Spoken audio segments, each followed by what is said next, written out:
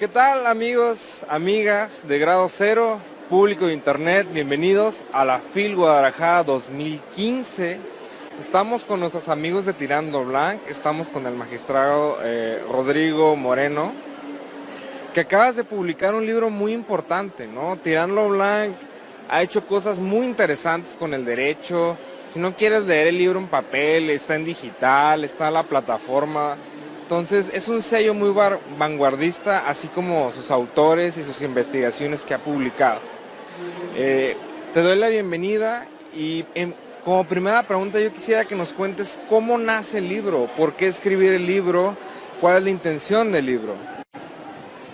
Muchas gracias, Carlos, te agradezco mucho la invitación a Grado Cero, a ti, a Tirando Blanc, nuestra editorial, la que nos hace favor de publicar lo que producimos.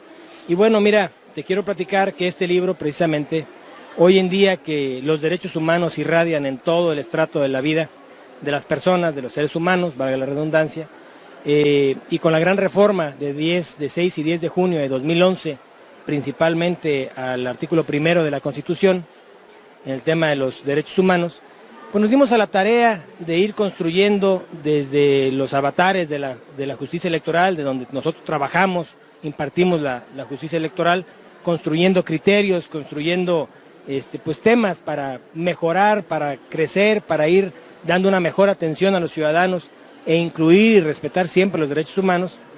Tratamos de dar una visión de cómo funciona el tema electoral, el derecho electoral en el tema de los derechos humanos. Y entonces hicimos una redacción, hicimos una inquietud, un rosario de inquietudes, más o menos, no lo pretendemos que sea como un libro como tal, donde estamos planteando algunos conceptos básicos. Tiene 5 capítulos el libro, déjame decirte, donde planteamos unos conceptos básicos al principio: qué es jurisdicción electoral, qué es jurisdicción constitucional, para desembocar y llegar a decir que es una jurisdicción constitucional electoral, ¿no? Pero bueno, es como la entrada para el marco pues general del libro, ¿no? Y después, en este tema, tenemos lo que es unas reseñas de sentencias importantes, donde más o menos son 49 sentencias extractadas a partir de la reforma del 13 de noviembre de 2007, en donde ya se le permite al tribunal hacer un control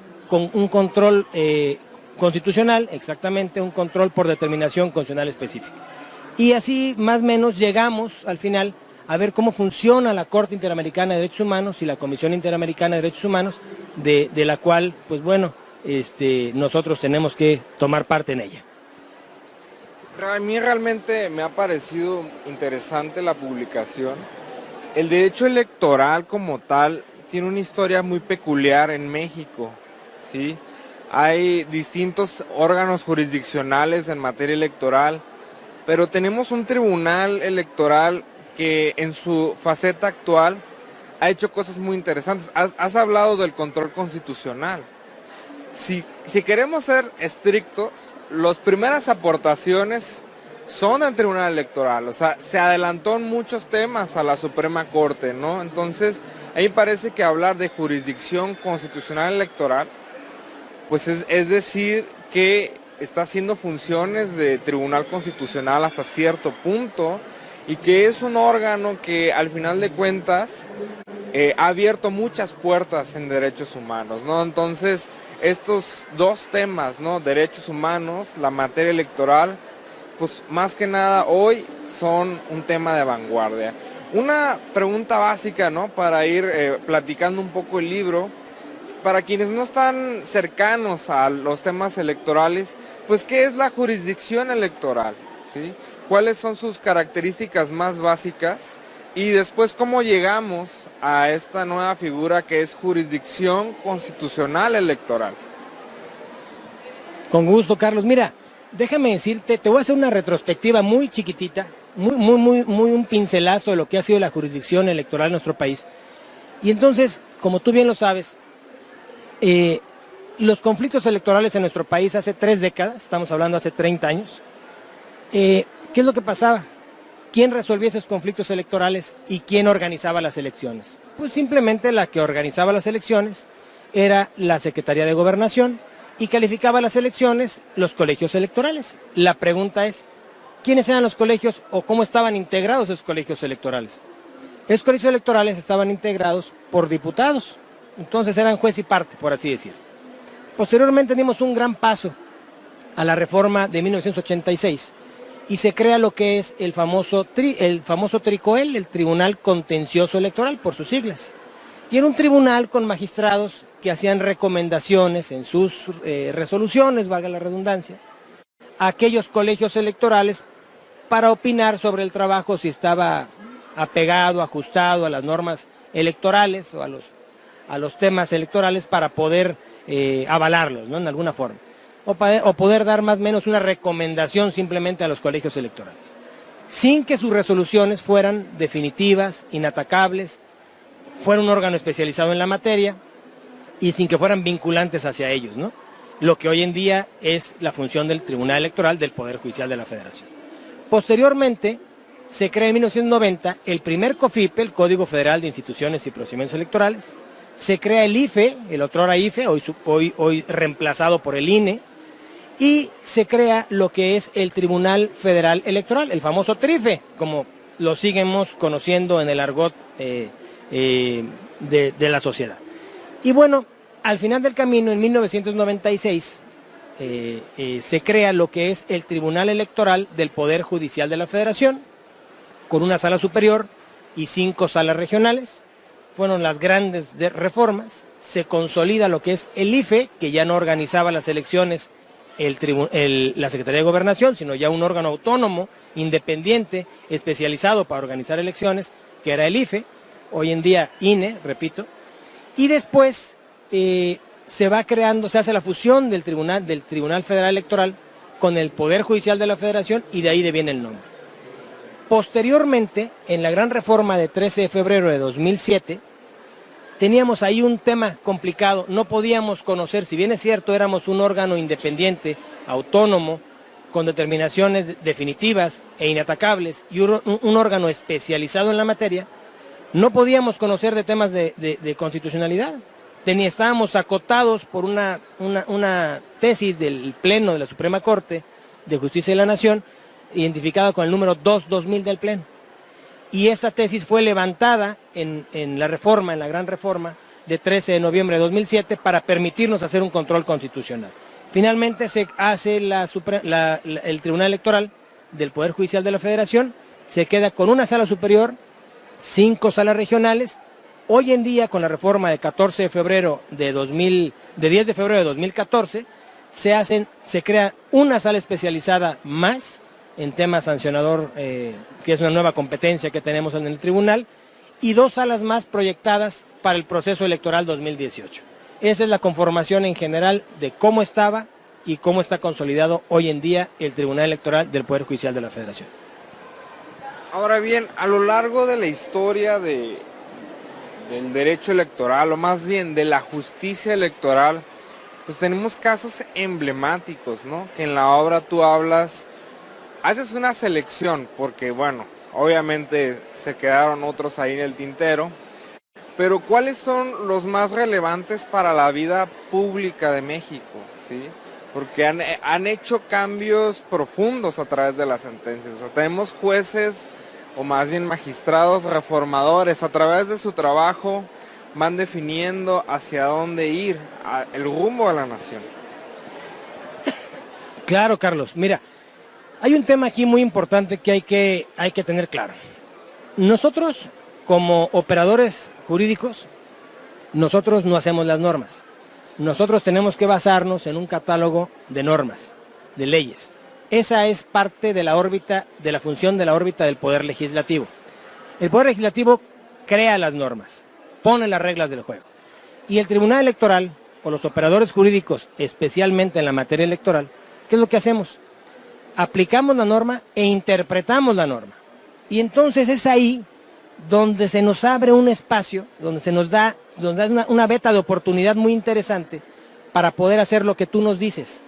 Nosotros estamos interpretando y tratando de favorecer, ir armónicamente con los tratados internacionales y además con las reformas importantísimas que han habido en en materia electoral, en materia constitucional. Por ejemplo, hoy en día tú me dices, tenemos una selección de datos, de sentencias, sí, 49 sentencias. Importantes todas ellas, unas hablan de derechos indígenas, unas hablan de temas de discriminación, otras hablan de derechos humanos en general, otras hablan, por ejemplo, de la no reelección, del tema de reelección que hoy ya es permitido, otras hablan del tema de la equidad de género, que hoy en día ya no es equidad, hoy en día a razón de la reforma es paridad, que son dos conceptos completamente diferentes, ¿no? Y entonces los tomamos aquí, los interpretamos, aplicamos las normas interpretándolas y ajustándonos en la mayor medida posible, hasta donde se nos permita, al segundo párrafo del artículo 1 de la Constitución reformada, en donde nos habla el mayor beneficio a los ciudadanos, a las personas, ¿no? Y entonces así como nosotros vamos caminando y hemos ido con la gran facultad que se nos da el 13 de noviembre de 2007, en la reforma del artículo 99 de la propia Constitución, la que te acabo de comentar, ¿qué pasa? Nos permiten hacer un control por determinación específica, en letras no mías, en letras de la sentencia Rosendo Radilla Pacheco, 912 varios, emitida por la Sala Superior, la Suprema Corte de Justicia de la Nación, y en donde se nos permite hacer un control constitucional. Pero ojo, el Tribunal Electoral del Poder Judicial de la Federación y cualquier autoridad relacionando lo que es el artículo 1 con el 133, podemos hacer un control por determinación constitucional específica. Es el nombre que se nos da, pero al caso es un control al caso concreto. ¿Podríamos nosotros sacar de un ordenamiento jurídico una norma que consideremos contraria a la Constitución? No, esa sigue siendo una facultad reservada para la Suprema Corte de Justicia de la Nación. Y así es como hemos ido caminando, seleccionando los asuntos y tratando de irlos, pues, tipificando por temas, valga la redundancia, discriminación, género, derechos humanos, reelección, en fin, y así es como lo hemos ido trabajando. Bien, esta obra nos permite conocer, por decirlo de alguna manera, el status quo de la materia electoral, ¿no? Tú para hacer este libro has revisado la historia del Tribunal Electoral, las grandes decisiones, ¿no? Y al conocer ese pasado me surge un interrogante, ¿sí?